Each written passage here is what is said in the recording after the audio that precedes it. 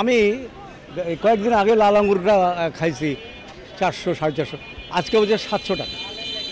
তো একটা মানুষ যদি 700 টাকা একটা আঙ্গুর খায়, সেটা যারা এই যে মধ্যবিত্ত শ্রেণীর লোক যারা বা যারা স্বল্প আয়ের লোক যারা, এরা কীভাবে চলবে?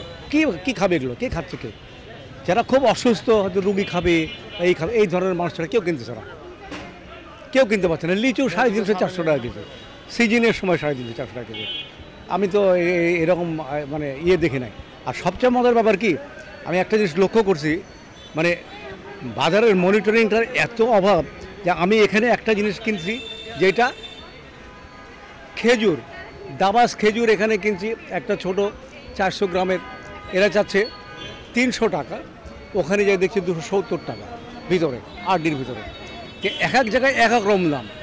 এই দোকানে আপেল বিক্রি করছে 350 টাকা, পাশে 300 টাকা। মানে এদের কোনো স্টেশন নেই, দামের কোনো স্টেশন নেই। এই যে লিচু 400 টাকা সহ বলছে, এটা তো অসম্ভব না।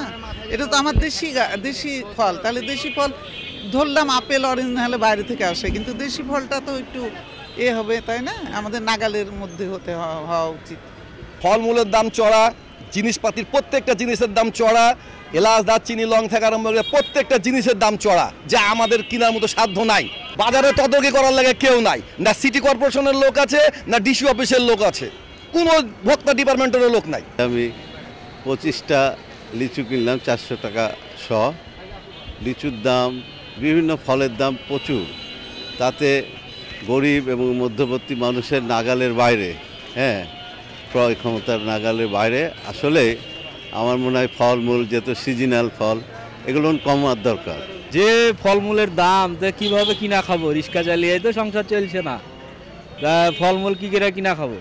গরিব মানুষের তো হয়ে গেছে একটা জ্বালা। দামটা চড়া, মৌসুমি ফল, তার মানে এই ফলের যে মৌসুমে আসলে ক্রয় ক্ষমতার মধ্যে থাকা উচিত ছিল, কিন্তু আসলে যে লিচুর দামটা দেখেন 350 টাকা শ।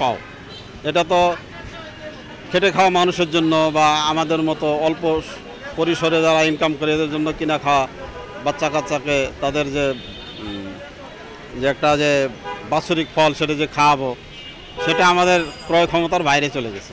ডলার সংকট তো অবশ্যই করেছে, না পড়লে আপনার সব ফলের দাম বেশি, যেটা আড়ত থেকে দাম বেশি। পুরা বৃষ্টির লেগে মাল ধরেন শর্টের দাম বেশি, আর ধরেন দক্ষিণা বাতাস মেরেছে, ধরেন লেচুর অবস্থা তো বেজায় অবস্থা খারাপ, এলে ধরেন মালের দাম বাড়তি। আমের দাম প্রথমে যখন আমের মোল আসে তখন প্রচুর মোল ধরেছিল, কিন্তু বৃষ্টি না হওয়ার কারণে যখন গুটি থাকে রৌদ্রে সব আম ঝরে পড়ে যায়। সে কারণে আম বাগানে 100 গাছের মধ্যে 5টা গাছও আম নাই, যে 5টাতে আছে তা ভরপুর নাই, সেজন্য আমের দামটা এবার ডবল।